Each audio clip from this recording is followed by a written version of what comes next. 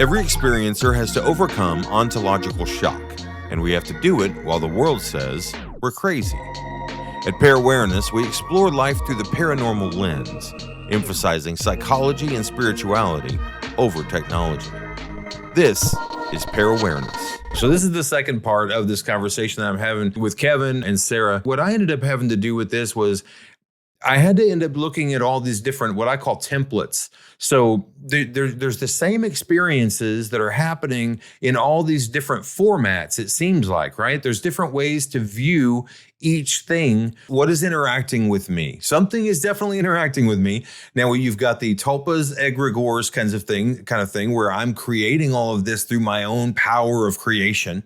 And then you've got the government tech angle, and then of course you've got the alien angle, that this is all ETs, and then you've got the spirit angle, that these are all spirits. Then you've kind of got the angels and demons angle, and so I ended up looking at and holding all of these different templates in my head, and the more I was able to, what the practice ended up being for me was being able to hold them all in my head and not have any one of them take over as the truth.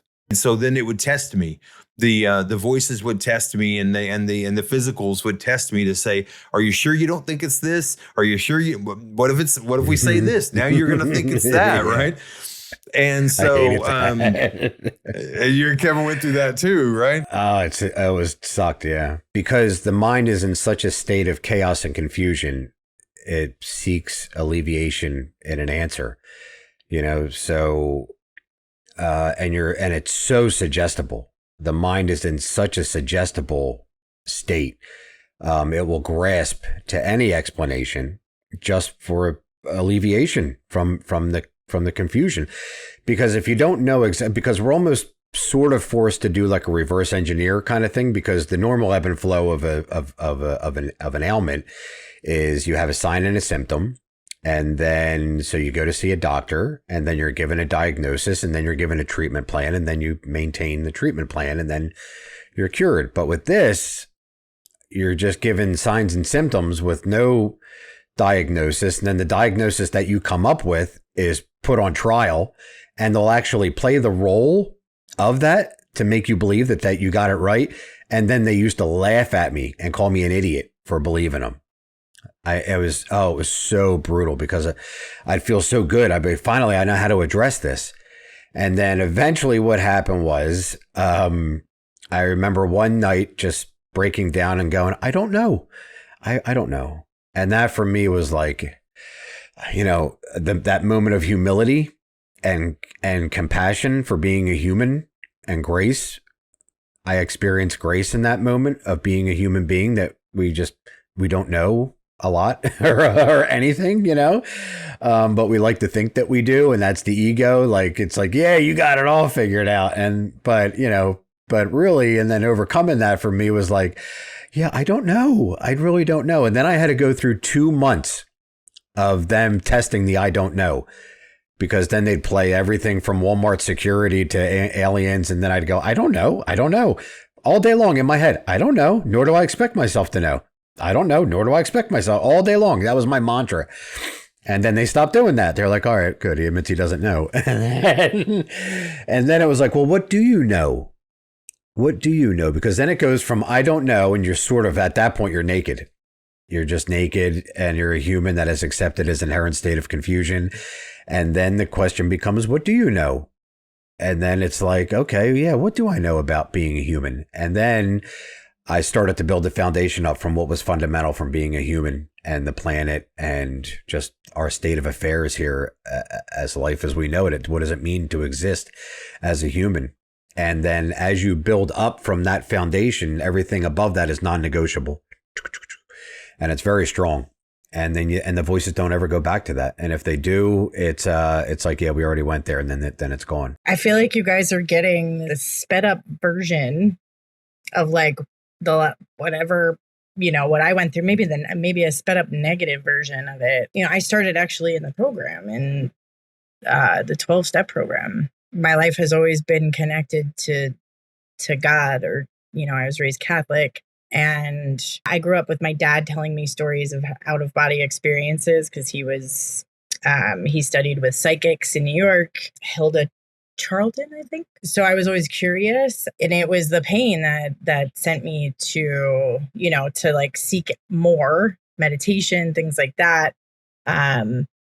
But when it was being kidnapped and held against my will, and I mean, it was psychological torture, emotional, mental, physical, all kinds of torture for about 6 weeks. And that's what sent me to finding something like really intense that would change. And that's when I found this school. And I went through believing, in angels, but I was a victim of my past experiences. The kidnapping thing, that was hard to get over. Pain was hard to get over.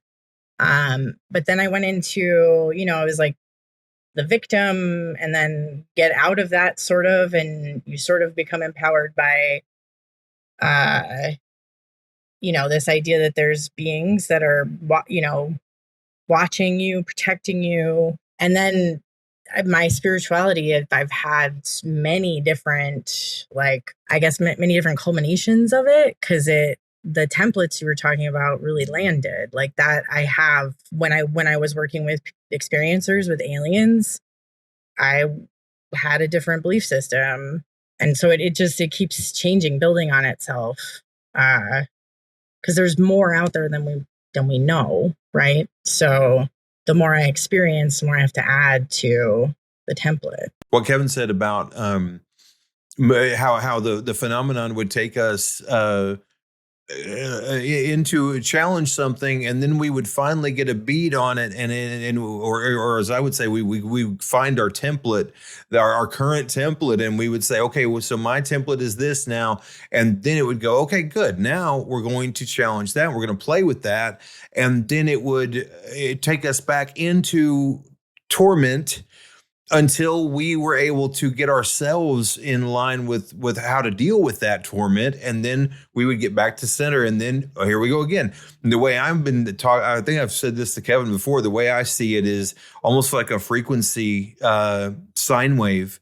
How it's like we get taken out of frequency, out of center, and then we go back down. And for just a minute, we're there at that middle line, and where it's like we come back to ourselves and our truth, and we understand what we are, and then we get taken back out again, and we're going up and down, being taken out intentionally from side to side, being thrown back and forth. And what happens is in the beginnings of this experience, and probably with yours too, Sara, those swings are huge.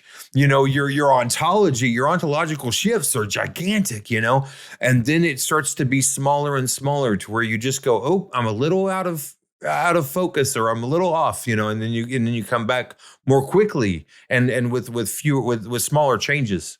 Now, do you view those as different, like, planes of reality, almost like like if we can say that, like the ego form play of this plane of existence, and then there's like higher planes of consciousness, because I notice myself kind of shifting back and forth, and it's noticeable for me when I'm in the ego, when I'm fixated on what other people like. If I'm living my life based off of other people's perceptions of me, like, if I do this, what will other people think? Because then I've kind of lost myself, and that was a big thing that I had to get over, as opposed to just being in the present moment, like being wholly full and appreciative and just you in the present moment. That's a whole other different perspective, and I think a lot of that just has to come down to, like, what are we being mindful of? And this is why when you spend too much time hyper fixated or hyper focused on like the technology narrative, which I'd like to get your opinion on the whole tech aspect of the target individual community. But when you spend too much time on that, the mentality becomes, my fellow human is doing this to me. And that is just absolute hatred. That is just absolute. Like, that's probably the Also worst. completely untrue. Like, there's That no is just the human alive worst. that has that much control over someone else's consciousness. Just, there's no way. There's no way. Well, I think that we're coming into, and again, this is me just being 100% honest, is, again, I don't know. And I think that we're coming into a day and age where that may not be necessarily true. And that, for me, is scary, because the repercussions of certain consciousness-based technologies or psychological technologies within the hands of humans has the potential to completely collapse, name the system, judicial system, economic system, religious system, our trust system as a community. Do I believe that that is what is happening now? No. Do I believe that that is a potential for the future? Absolutely, I do. Like, there are videos out there of people that are already using technologies where you can put a headset on and it will read your thoughts and it'll come up on the screen. They're already doing so do I think that it has advanced to the point where a satellite that's going overhead can communicate with me like a two-way street back and forth in real time and have premonition? And no. But do I think that that is what's coming? Absolutely. And I do think that part of being a targeted individual is giving us a heads up. This is what the propensity of this sort of technology, how it could be used, for social dynamics or for social engineering or for even frequencies. I mean, our body operates off of frequencies all day, and I've been hit with frequencies that would just turn me into a state of anger. And if you think about that, all that really takes is a very subtle frequency set out upon society. Everybody's in a state of agitation and they don't even really know why. And then all of a sudden, there's terrorists in wherever, name some Middle East country. And then, all of a sudden, now I have a place to focus my hatred. Let's do it. Boom. Because that's a popular game plan. I mean, that's a popular maneuver, that we do. So, a part of being a targeted individual is going down that rabbit hole and trying to understand intelligence and counterintelligence. And it's a shady one. It'll really show you the worst of humanity and the stuff that we do. But yeah, I'd like to get your some of your feedback on that, and yours, Tony, as well. I know that you do deep dives into all that. Well, I mean, imagine that the TI community is the answer to that. I mean, honestly, I don't think that there's this whole technology that is advancing to the point where there's not a solution advancing. Also, we don't go out of balance that bad. So I do think that yes,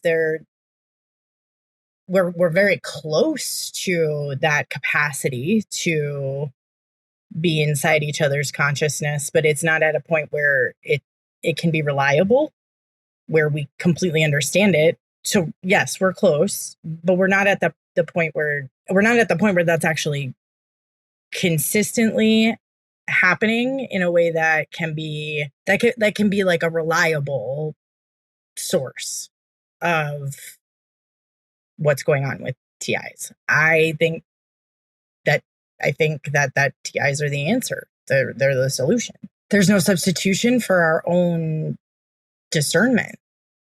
And so when you're able to discern the difference between your own voice in your head and someone else's, then there's going to be that capacity to discern technology versus biology.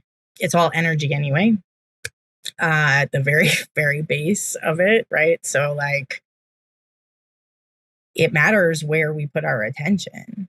It matters what our perspective is and how we share our perspective. It matters if we do focus on the negative pieces. that matters. Because your consciousness is at a point where the negativity that you are thinking, feeling, and sharing, it hits a little harder because you know better, and that's for me too. Like, I know that I am responsible for either, driving people toward a solution or using my influence to guide them towards something else, Yeah, I think it matters if we're buying into these things without seeing the solution too. So my experience over the last year, I'd say this channel has only been around for a year. And during the last year, my experience has, I'd say, averaged per day around a 5.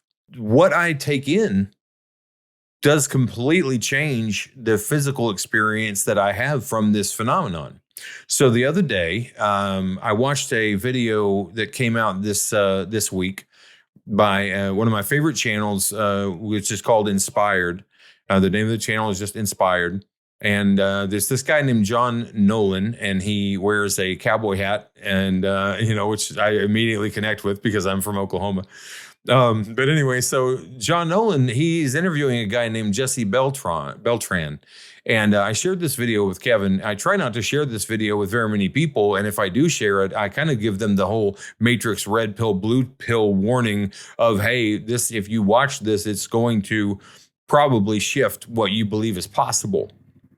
And so, unfortunately, in that video, there are things that it talks about. And so, if anybody doesn't want to believe that these kinds of technologies are possible, fast forward about 15, 20 minutes, because we might be talking about it for a second. But in this video, he does, he interviews this guy who has been for 20 years or something like that, has been removing implants from people that didn't know they were there. And what he would do is he has this $20,000 meter. You can't get it from the cheap ones. He has this meter, and they'll test, and they'll find a signal that is being emitted from the human being. And then they'll go in and they'll do an MRI or a scan of some kind, and they'll find these implants, and then they'll surgically remove them. And then the person, sometimes up to like 8 or 10 implants. Now, what that reminds me of is how Sara, when she read me, she was like, you have 9 or 11, I don't remember how many spirits it was that you said I have in my field that are with me. And so anyway, they're doing this. Then they have a guy from a British intelligence for high level clearance, about the highest you can get. He's an MI6 guy. And he comes out as a whistleblower and says, I signed a thing saying I wanted to be part of the new technology. And I was sent into the field. And while I was on assignment, I started hearing the voices of my commanders in my head. And they said, this is the new technology that we have, and you're on board now. You don't have a choice, because what we found is we can either make this a blessing and give you a superpower, or we can torture you and make your life miserable and worthless and useless, and you're going to hate the rest of your life. We can do that with this technology that we have now. And so this is as respected of a military man as you could possibly get. And he's coming out in a very sane, real way saying, this happened to me. And Jesse Beltran is saying, I have personally been overseeing the surgical removal of these implants in people for 20 years. And it's not, and then he has pictures of the implants and things like that, and accounts from the people. And those people who are the accounts that he shares are going through the exact TI experience. And so I'm with you, Sara. Like, I don't like to say things unless I also have somewhat of a solution to offer, right? Like, I don't just want to throw fear into the world at all, but I'm very much, I think I might lean a little more toward, we're all better off the more truth that we have available to us. And so let's all tell the truth, and then we'll figure out how to help each other and how to do our best. So just to share my perspective on this, what happened to me was a few days ago when I saw that video, all of a sudden my entire experience went back up to a 9. The physical sensations were terrible. Everything.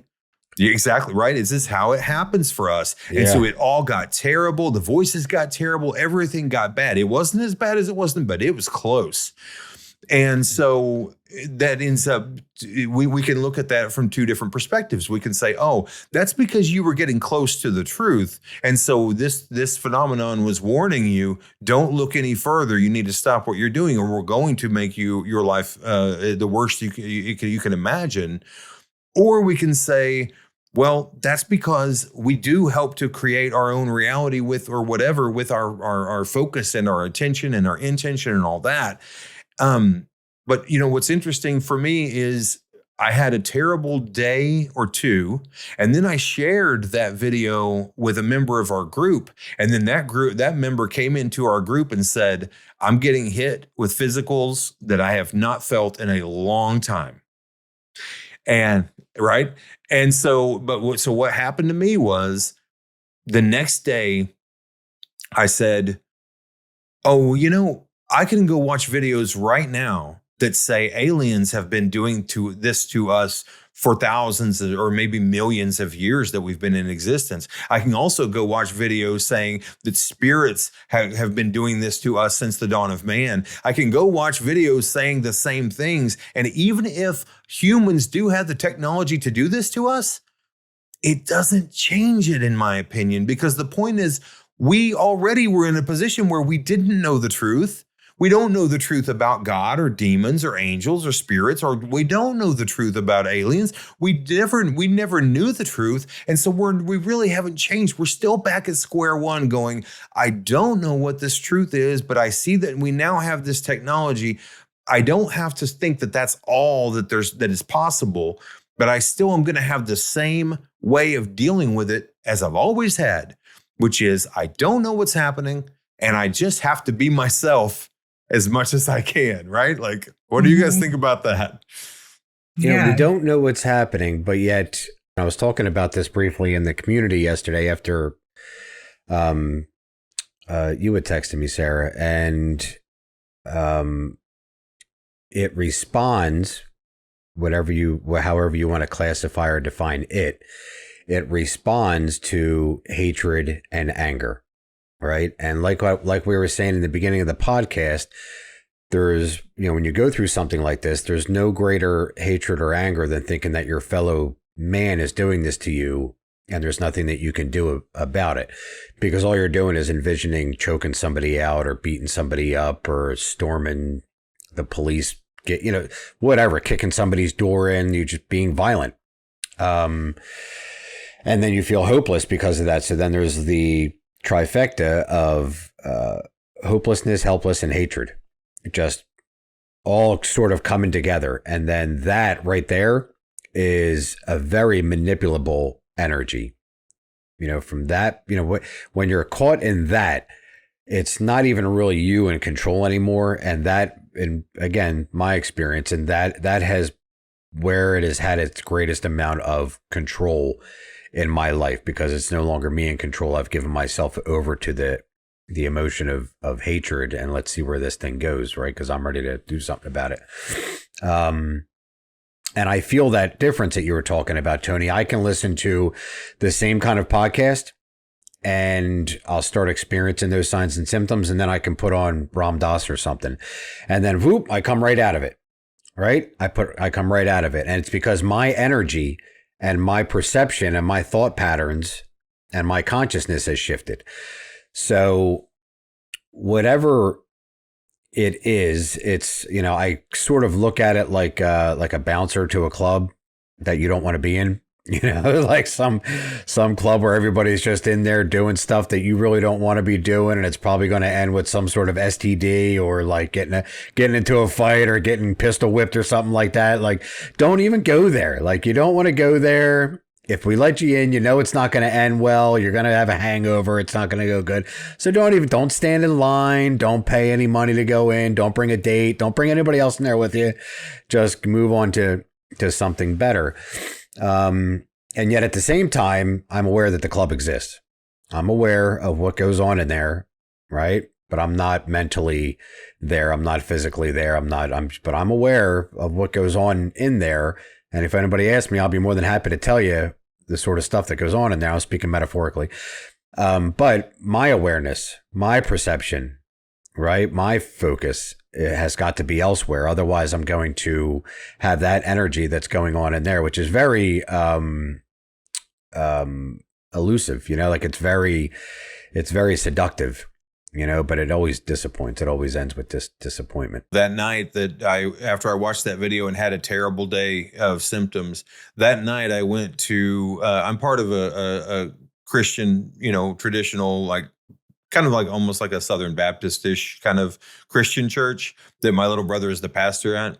And they all accept me, even though they know that I'm a little different, than them.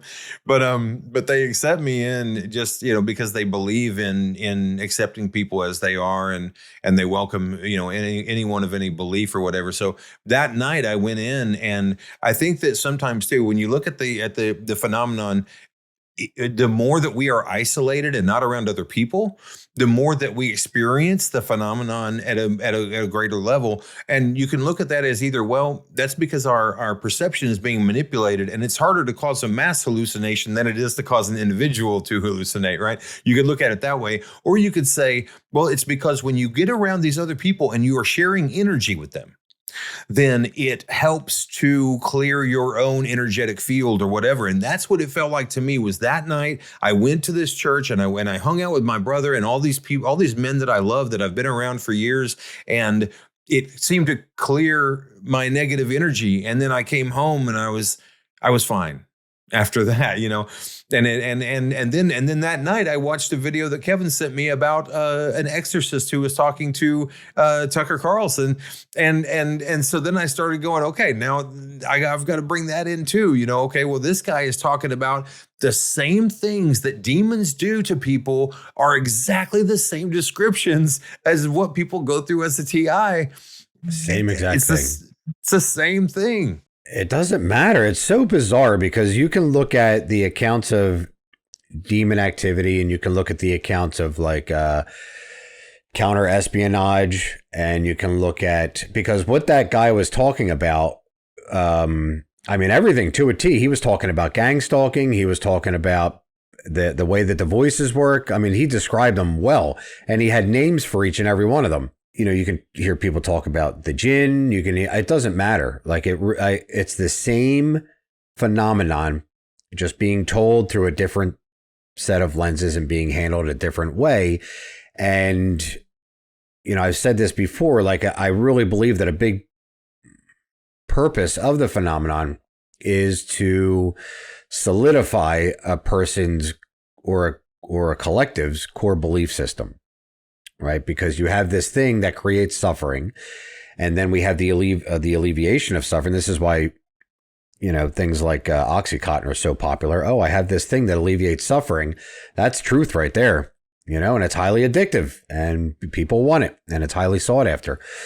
So then you have this thing that creates suffering in the same fashion all across the planet, but yet it's being handled in different ways that seem to alleviate that suffering, solidifying the belief system all across the planet of that they're correct. So we have areas of rightness that we call religions, that we call whatever you want to call it, all over the planet, with the same underlying phenomena, solidifying all of it and creating a sense of rightness. And then all of these different hotspots of rightness, of whatever religion, then they all fight. We're righter than you, when it's the same root cause of suffering underneath all of it. Because if everybody could just get rid of their ideologies and their beliefs and realize that we're all suffering in the same way, you'd stop doing that. If we all focused on the suffering, if we all could meet there. Sure, we could unite under suffering. But I think I would prefer if we united under compassion. And so empathy is one of those things that, that's the perspective that I'll often go to, as far as like, I've dealt with a lot of these spirits and having to cross them into the light. If I don't necessarily believe that's everyone, that's what the phenomenon is. I think maybe it's part of it. But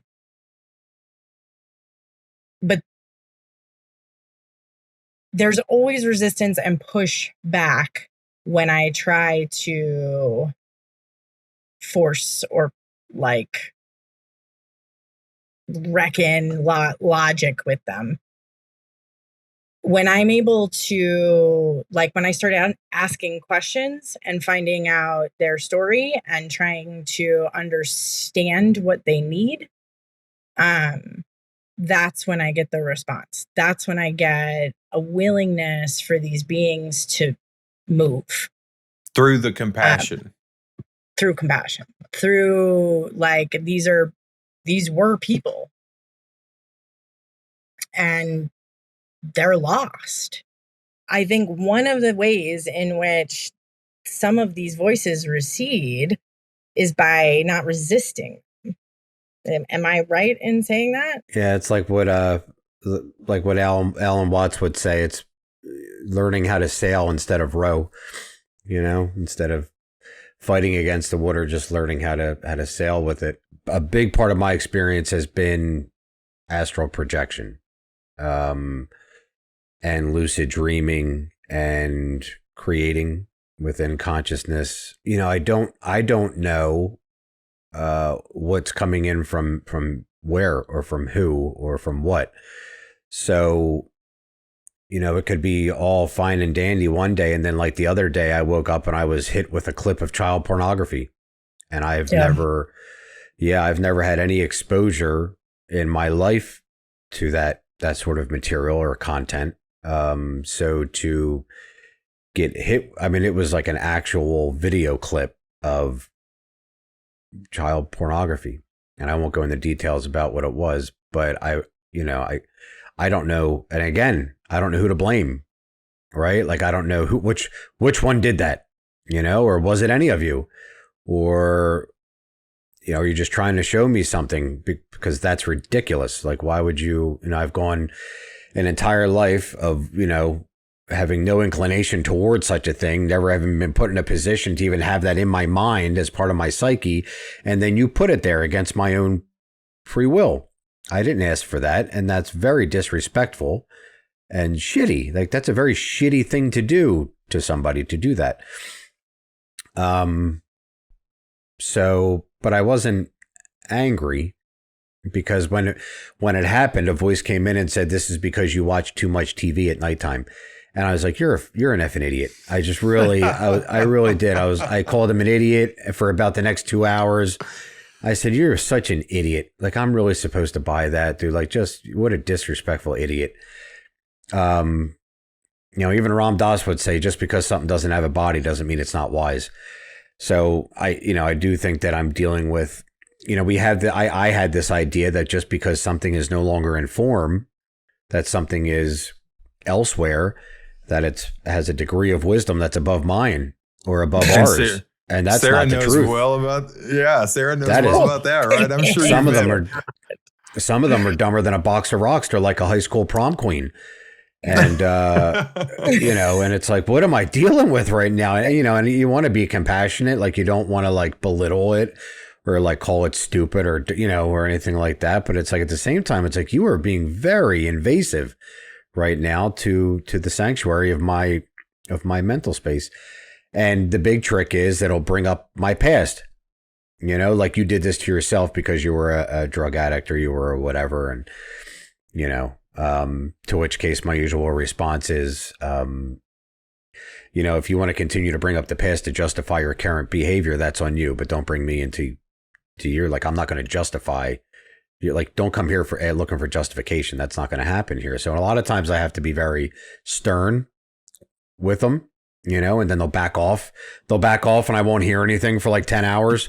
Yep. And then they'll come back and try again. Like, it's always this, like, let's try again. Let's see if we get him this time, Johnny. It's so crazy. It sounds a lot more like my experience with spirits than with aliens.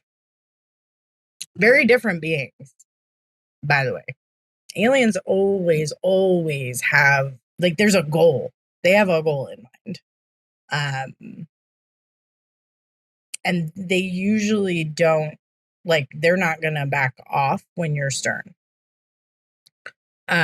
Spirits, though, that I can't like, I'm not very stern with other people, but with spirits, I am very, very, very stern. And it's not anger. It's just they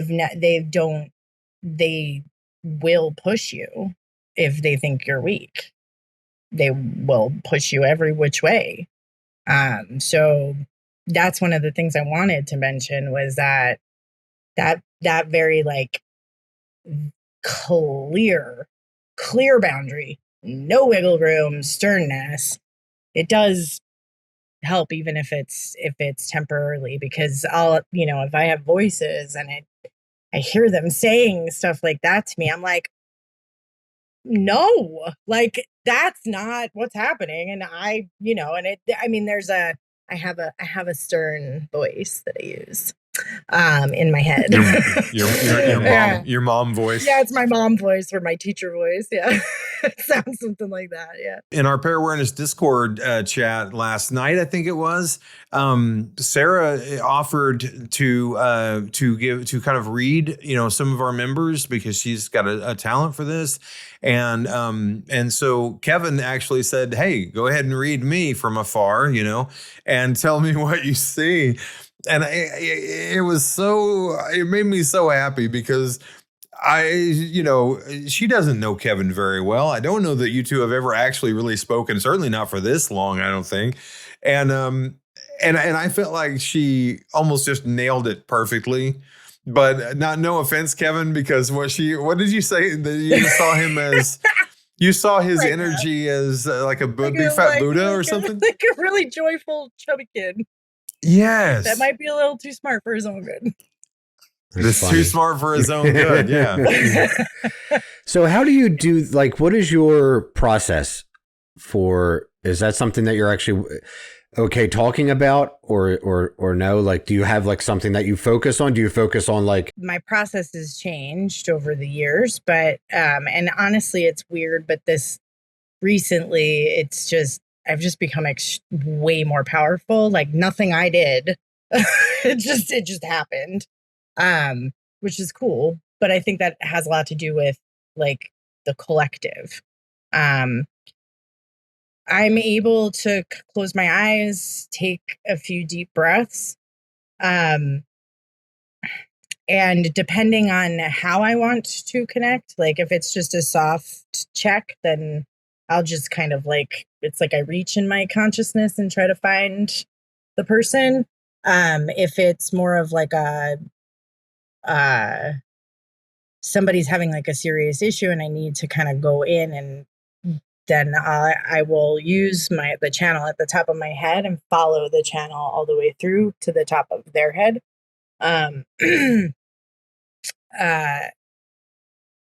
But what always comes up, it's images, pictures. I used to hear words, but they're not as reliable as pictures, and it's very difficult to not interpret what comes in through your own, like screen, right? But to just like say what's coming through, because we want to interpret things when they come up. It's just natural. We want to do that.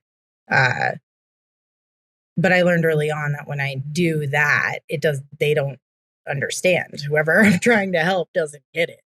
When I'm like, I don't know what this is, but this is what I'm seeing. Then they're like, oh yeah, I know what that is. Okay. So it's a lot. And I don't think that I'm special. I think that I have more practice. I think everybody can do this. It just takes practice.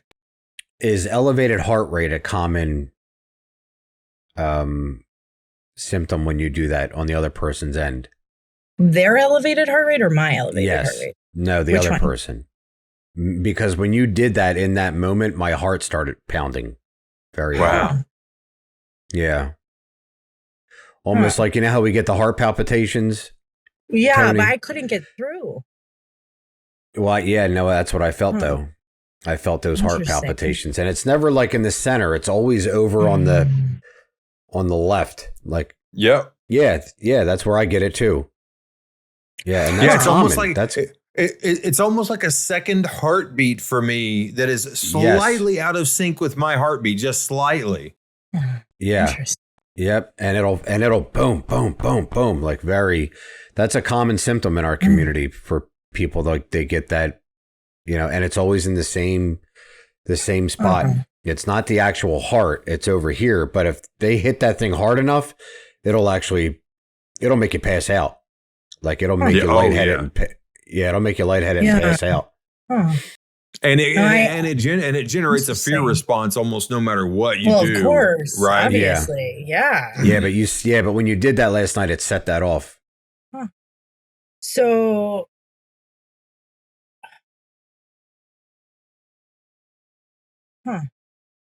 okay. My sense is that wasn't me. Okay. But that was,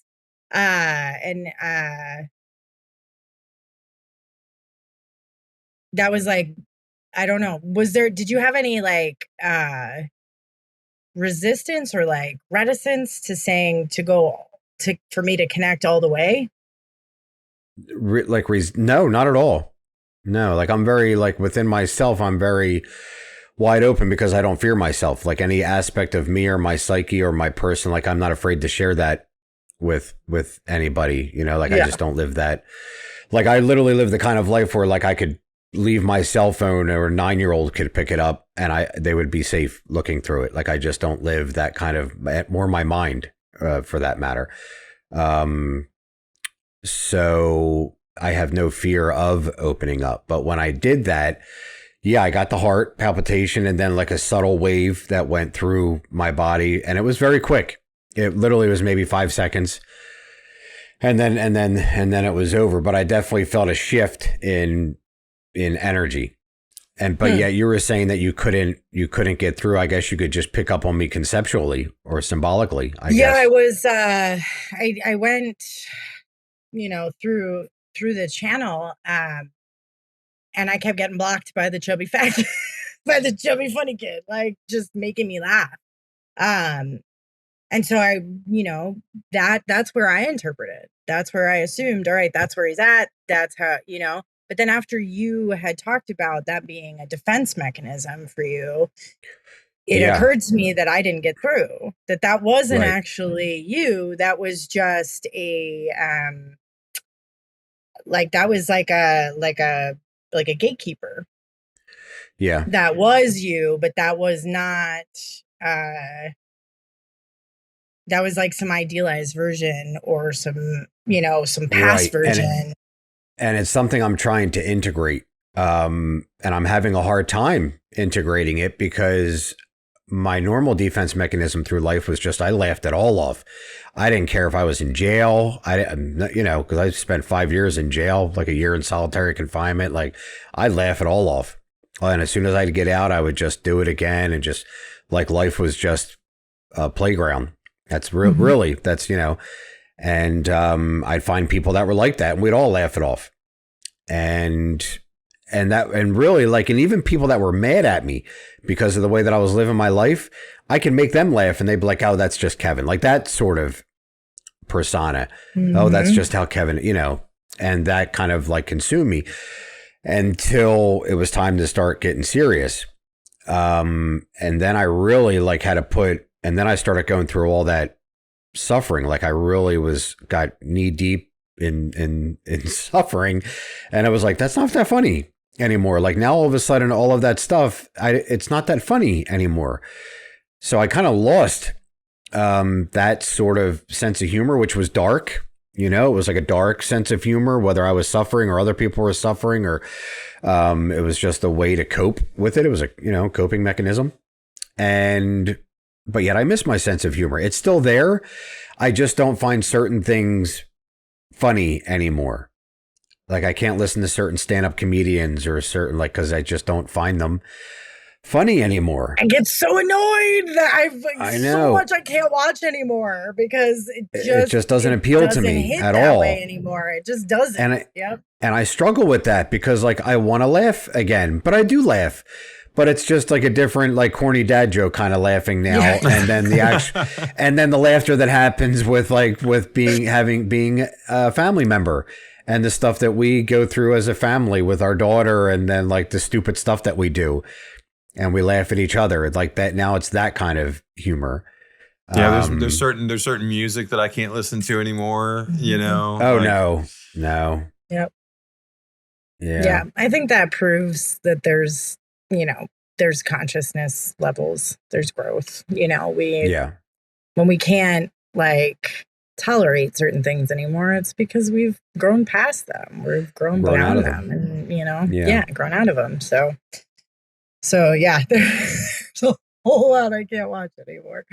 Yeah, when I was 12 years old, like I was obsessed with reading every Stephen King book ever, out. And I don't want to ever. I can't watch a horror movie anymore. Hardly, it's like, it's. I was obsessed with Edgar Allan Poe as a kid. So. Yes, yeah, yeah. I get it. Now there's some stuff I still find funny. Like I listened to Theo Von and his podcast, and he was talking about bees, and he said, and it was got that Southern accent. He's like, I was just out there watching them bees the other day. And he's like, and I watched this one bee just come up out of the flower, and he went right into that other flower. He didn't even wash his hands or nothing. Dirty bee. He just, he was like speaking about it sexually, and that was like, I still find that really, really funny. I thought that was hysterical. Kevin, are you from the East Coast? I am. Yeah. I'm from Philadelphia. And right now I'm living about a half hour northwest of Philadelphia. I'm from New York. I know I don't. Oh, you're from New York? But I am. Is that where you're at now in New York? No, I live in Arizona now. Oh, okay. Mm-hmm. I didn't like it out there. I was recently in Arizona. I like Flagstaff, but any state where it gets hotter when the sun goes down, no. I don't want any parts of that at all. At all. Yeah, that was in Phoenix. We're all like really mad because the summer's coming. Oh gosh, it's terrible. Most people love the summer. We can do that. Because I was on a road trip. This is when this really picked up for me. I was on a road trip. It was before we found out Rebecca was pregnant, and it was just Rebecca and I, and we were both hearing. She didn't hear the voices, but they were manipulating her. She was hearing them, but she didn't know she was hearing them. And when a person doesn't hear them, it registers as a notion of their own cognition, and they just sort of follow through with what the hell they're saying, and they completely manipulate them. So I was dealing with that, and then I'm hearing them, so at least I have a defense. Like, I'm not doing that. Get out of here. So we went all the way up to Seattle, down through San Francisco, came across, and when we were in Colorado, we had split for like a few days, because whenever you do a road trip with somebody in a Kia Soul, it turns into a road rage trip super fast. Like, don't ever do that. Yeah, it's terrible. So we split, and I was in Denver, Colorado, and I remember it was morning time, and I was like really worried. I was like, what am I going to do? I'm lost. Like, I can't even get a hold of her. And all of a sudden, for the first time in my life, my third eye just started like vibrating, like intensely. And I thought I was getting hit with some sort of a weapon, like somebody was zapping me with something. I didn't know anything about chakra openings or anything like that. And that played a big part in how all of this is kind of manifested, because, I was messed up at the time. I was on drugs. I was like, her and I had a tumultuous relationship going on. And here my third eye just starts going off, So I don't know what to think. But then as time went on, my crown chakra would start going off, my heart chakra, my root chakra, my diaphragm, like all these energy systems started going off. And then the weird heart thing, which I don't know what the hell that is. But that played a big role in me thinking that this was all punishment, that all of this, that's sort of what set the precedence of punishment for me, was the situation that I was in when it began. And looking back at it now, I didn't really have a right to view it that way. I did, but looking back at it now, I'm sorry that I did that to myself, because I immediately set it off on, kind of on the wrong foot. Yeah, the third eye thing, that's how I know somebody's trying to contact me. Now, did you ever have your temples ever started going? So, here's where it's different. I specifically will ask, like, I'll say, oh, what's this sensation? Like, okay, I feel this sensation in connection when I'm talking to this specific being. So now I know that I can correlate this feeling with that being. And now I'll know if someone else is trying to pretend it's that being and when it's actually not, because I won't have that feeling. So I've very specifically, set aside different sensations in different areas of my body for for telepathic purposes, because without an anchor, anybody can mimic, right? So so I have because obviously there's that you guys are feeling these manipulation of your physical senses. But I think that there's for me, it was that helped my autonomy and helped, me understand kind of like the discernment of the different beings and voices and things that I was able to connect to, because I learned early on that they mimic, that there are beings that will act as other beings. So I had to get really straight with the sound of the voice, the location of the voice, the sensation that the voice came with. And they all had to be very specific so that I knew when there was like a trickster or some kind of other being trying to act as if. Have you ever had the thought that if there is some sort of a spiritual, that these are, or they were at one time, people, that because of the now even more accumulated negative karma that they've brought upon themselves in acting in this way, that they're that much more reluctant to move on, to transform? Yeah, the ones that I've crossed over, like with Tony, like I expect assholes, just expect them to be kind of assholes. But what's different is they will like, and I've experienced this too, where they'll cross mostly over into the light, but then like have like a hand hanging out to keep the hold on this reality. And I've had them where they pretend to go in the light and they come back out. This is what's happening. Like when with Tony's, it was like he was like gripping onto the light as if like I'm not leaving, like it was like a kid like throwing a temper tantrum. So I think that's absolutely correct. I think they have a certain modicum of power here, but what they don't understand is that your power is limitless when you go into the light. And that's the thing that I always try to like get them to understand, is you have very, very small sphere of influence over one person here.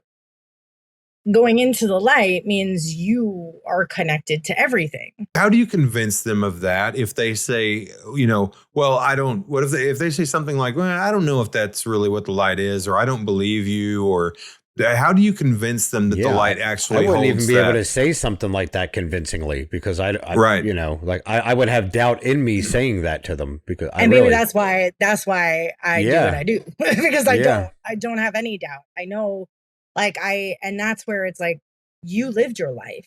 You were given your life here. This is not a life. What you're doing to this other person, like, your time is over. If you want to live another life, you have to go back into the light. Then you can reincarnate. you have no capacity to do anything different than what you're doing right now if you do not go into the light. Do they sometimes say like, well, good, like I don't want to sign up for that contract again, so I'd rather just mooch off of this guy for a while? Is that kind of, do they say that kind of thing? So that's when I'll bring out the big guns. And we'll say, okay, yeah, sure, I get that. In your life though, you had love. There were people that you loved in the life that you had when you were alive. And that's when I will bring their family members out from the light. That's usually the most convincing piece. They want to see the people they loved and cared about again.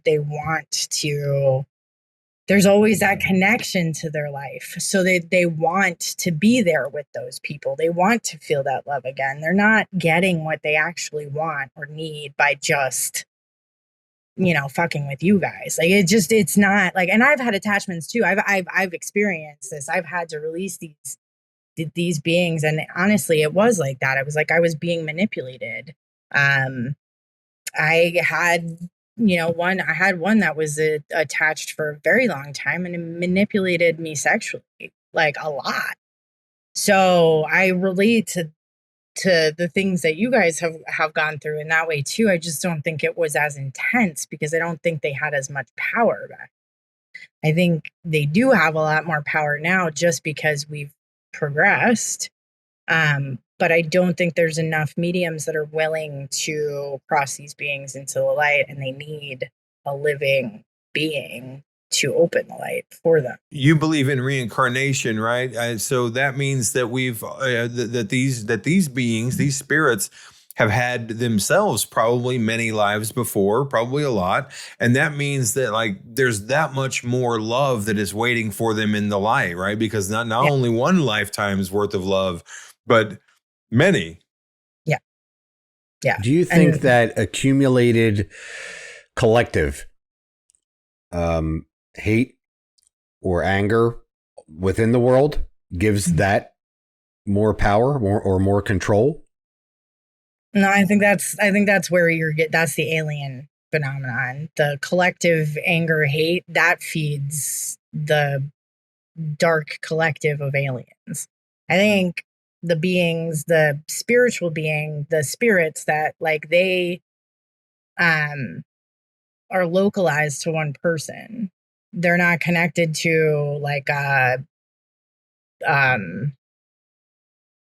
you said, they didn't talk to each other.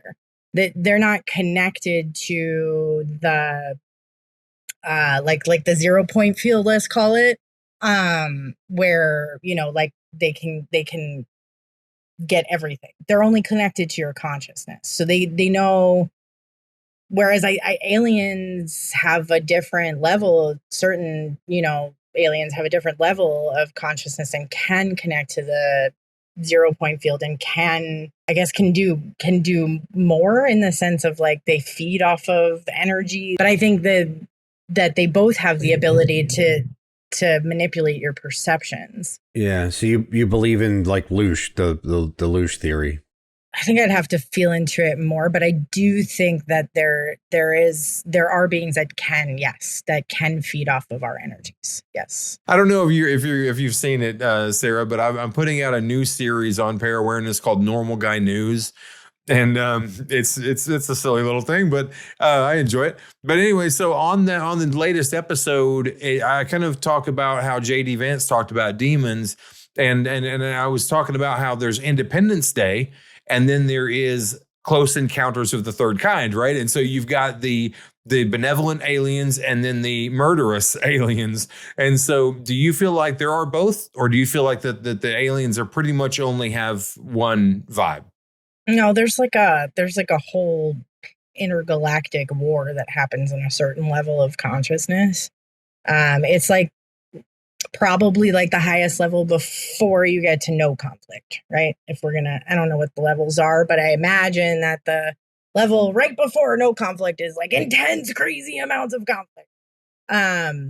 And it is like, there's when I was doing the work with aliens, what I learned was that there's, you know, a collective that's for the light, and there's a collective that's for the dark.